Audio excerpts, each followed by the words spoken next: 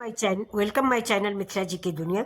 दोस्तों, आप सब लोग कैसे हो? उम्मीद करती हूँ कि खुश होंगे। शिवरात्रि की बहुत बहुत बधाइयाँ। तो आज मैं आपके लिए बहुत नई रेसिपी लेके आई हूँ। ये रेसिपी है सोया साग और चने की दाल का सकपैता। 1 कप चने की दाल है, 2 चम्मच उड़द की दाल है। ये वही सोया है जो आप लोग सोया मेथी में बनाते हैं। तो देखिए, कुकर मैंने चढ़ा दिया है। इसमें घी डालेंगे 1 चम्मच, और जैसे ही मेरा घी पिघलेगा उसमें हम थोड़ा सा जीरा ऐड करेंगे। जीरा तो हर सब्जियों की जान होती है, और जीरा के साथ ही हम हींग डालते हैं। हींग और जीरा का कॉम्बिनेशन बहुत ही अच्छा होता है। पूरे घर में महक आ जाती है। पड़ोसी पूछेंगे आप क्या बना रहे हो। ये देखिए, मैंने जीरा डाल दिया है, और जैसे ही जीरा तड़क जाएगा वैसे हम इसमें हींग ऐड करेंगे। और ये उड़द की दाल और चने की दाल मैंने आधा घंटा पहले भिगो दिया था, दोनों को बैलेंस करने के लिए। किसी चने की दाल का कुछ गुण है, उड़द की दाल का कुछ गुण है, तो दोनों मैंने मिक्स कर दिए हैं। तो इसलिए फ़ायदा नुकसान के सवाल नहीं, दोनों बहुत ही फ़ायदेमंद हो गई। ये देखिए, चने की दाल और उड़द की दाल दोनों मैंने मिक्स कर दिया। अब इसको हम तब तक भूनेंगे जब तक कि इसका पानी नहीं मरता और इसमें सौंधी सौंधी सी महक नहीं आने लगती।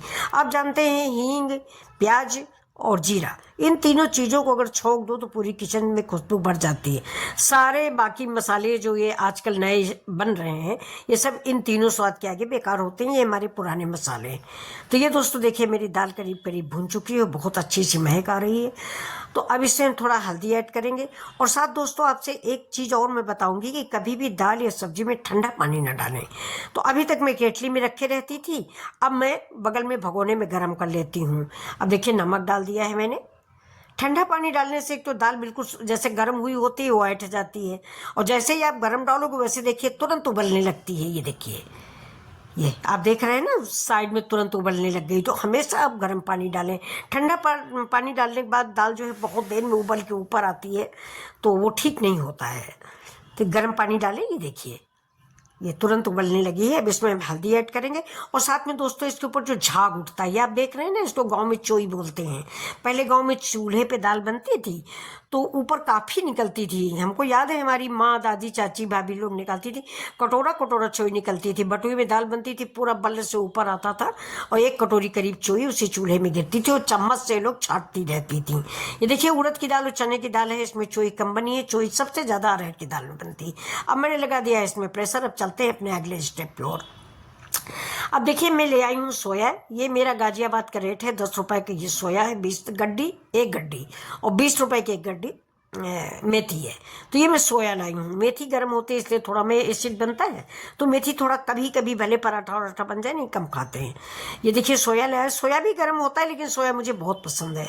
इसकी खुशबू हमारे घर में सबको बड़ी अच्छी लगती। तो देखिए, थोड़ा सोया हम आधा निकाल लेंगे, आधा आलू साग बनाएंगे कल। वो भी रेसिपी मैं आपके साथ शेयर करूँगी।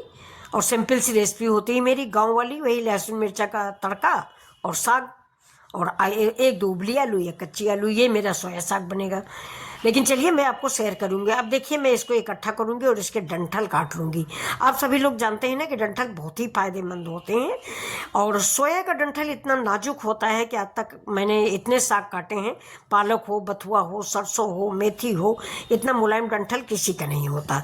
तो इस डंठल को मैं फेंकूंगी नहीं। मैंने डंठल काट के अलग रख लिया है, सोया काट के अलग रख लिया है, धनिया का डंठल अलग रख लिया है, धनिया अलग रख लिए।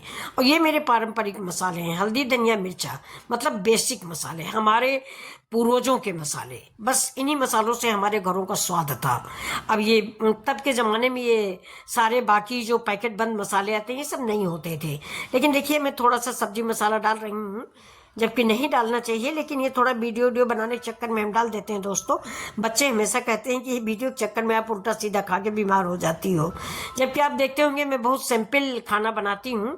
भले मुझे व्यू ना आए, आप लोग लाइक न करें, लेकिन मैं बनाती वही हूँ जो आपको भी फायदा करे, मुझे भी फायदा करे। अब देखिए, मैंने इधर पैन चढ़ा दिया है। पैन में डाल दिया है 1 चम्मच तेल। तेल के गर्म होते ही फिर से मैंने जीरा डाल दिया। दाल भूनने में भी मैंने जीरा डाला है, जीरा फिर डाल दिया मैंने 1 चम्मच। अब जीरा जैसे मेरा थोड़ा सा इसमें तड़क जाएगा, इसके बाद मैं इसमें बाकी मसाले डालूंगी। ये देखिए, अब जीरा भूनने दीजिए। दोस्तों, 30 साल की उम्र के बाद या 40 साल की उम्र के बाद थोड़ा सा तेल कम खाना चाहिए, अवॉइड करना चाहिए। अब ये देखिए, हम इसमें डाल देते हैं अदरक और लहसुन। अब थोड़ा सा डाल दिया मैंने प्याज। अदरक लहसुन भुन गया, थोड़ा सा प्याज लच्छे वाला काट के डाल दिया है।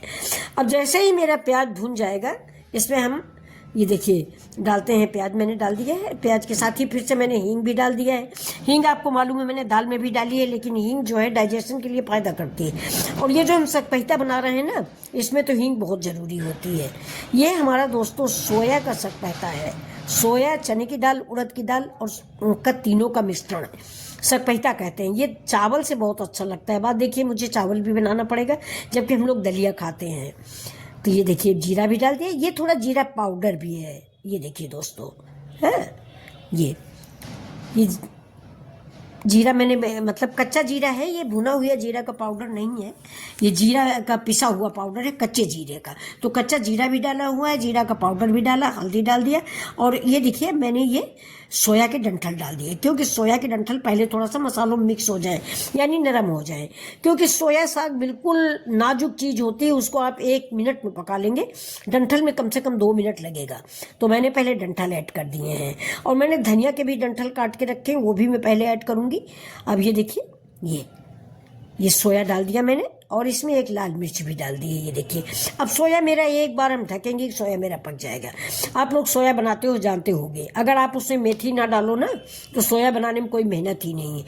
हमारे तो लंच के लिए अगर गाड़ी खड़ी होती है और सब्जी दूसरी भी देने का मन किया तो उबली आलू रखी है, तो लहसुन डाला, मिर्चा डाला, जीरा डाला और आलू डाल दी और सोया डाल दिया, 1 सेकंड में दूसरी सब्जी रेडी हो। बहुत टेस्टी।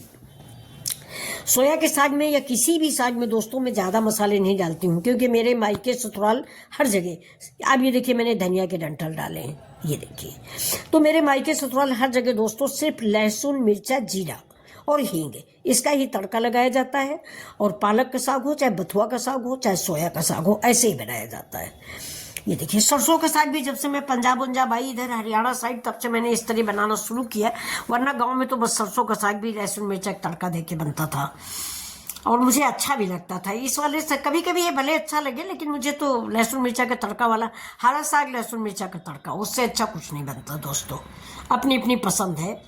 ये देखिए मैंने इसमें मसाला डाल दिया। मसाला मैंने इसलिए डाला है क्योंकि मेरा लखदावा है, नहीं तो मसाला मैं ना डालती, लेकिन लखदावा बना रहे हैं। और वो सारी सकपहिता लखदावा दोस्तों कद्दू को बोलते हैं, जिसमें कद्दू डाला जाता है और चने की दाल में, वो लखदावा होता है। ये यूपी की स्टाइल है, इसको बोलते हैं सकपहिता, यानी साग और पहिती। पहले गाँवों में दाल को पहिती बोली जाती थी दोस्तों, आप लोग नहीं जानते होंगे। मेरे दादी सास हमेशा पहिती कहती थी, और कड़ाही को लोहड़ी बोलती थी। हमको पहले बड़ा ताजुब लगता था कि कड़ाही नहीं लोहड़ी और दाल नहीं पहिती।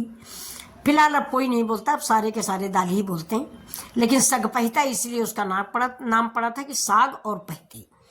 अब ये देखिए इसमें मैंने टमाटर ऐड कर दिया थोड़ा सा खटास के लिए। फिलहाल ये टमाटर खट्टे नहीं होते, इसलिए मैं 1 चम्मच अमचूर पाउडर भी डालूंगी, क्योंकि ये देसी टमाटर नहीं है दोस्तों, ये हाइब्रिड टमाटर है, ये खट्टा नहीं होता है। ये देखिए, तो अब ये थोड़ा सा मैं इसकी सब्जी भी निकाल लूँगी, और क्योंकि जो सब्जी बनी हुई है वो मेरे बच्चे को पसंद नहीं है, तो वो नहीं खाते हैं गोभी की सब्जी, तो मैं थोड़ा ये सोया साग निकाल ली हूँ। अब इस देखिए इसके क्या फ़ायदे हैं, 1 तीर से 2 शिकार हैं। ये देखिए, ये सकपहिता भी मेरा बन जाएगा और ये मेरी सोया साग की सब्जी भी बन गई। ये देखिए, ये थोड़ा प्याज ज़्यादा है, प्याज में निकाल के उसमें डाल दूंगे। अब इसमें डाल देंगे थोड़े से अदरक के लच्छे, जो इसके स्वाद को बढ़ा देंगे। हरी धनिया डाल देंगे। अब देखिए बन गई ना, एक सब्जी भी आपकी बन गई, एक सब्जी बन गई और एक ये देखिए सकपहिता बन गया। तो 2 आइटम बन गए जरा से साग से। अब ये देखिए साग से थोड़ा दाल कम है, इसलिए मैंने ये सब्जी निकाल ली, नहीं तो पूरा साग हम उसमें इंक्लूड कर देते, लेकिन दाल कम है मेरी, तो मैंने सोचा फिर ज़्यादा साग कम अच्छा लगता है, दाल का भी टेस्ट मिलना चाहिए, खाली साग का ही टेस्ट नहीं मिलना है। क्योंकि मैं खाली साग नहीं बना रही हूँ, मैं बना रही हूँ सकपहिता। तो ये देखिए दोस्तों, ये रेसिपी अगर आपको ज़रा सी भी अच्छी लग रही हो तो प्लीज़ लाइक शेयर सब्सक्राइब जरूर करें, और आप भी बनाएं। देखिए सोया ये अमचूर मैंने ऐड कर दिया है खटास के लिए। इससे बहुत सारे लोग थोड़ा सा गुड़ भी डालते हैं, लेकिन हमको ज़रा कम पसंद आता है, इसलिए हम नहीं डाल रहे हैं। ये देखिए, अब ये रेसिपी हमारी करीब करीब रेडी है, और उम्मीद करती हूँ कि ये रेसिपी आपको पसंद आएगी। अगर आप इसमें चाहें तो थोड़ा सा एक तड़का और दे सकते हैं। अगर आप वीडियो बना रहे हैं, इस वीडियो को देख के आप लोग अगर वीडियो बना रहे हैं तो आप एक तड़का और दे सकते हैं।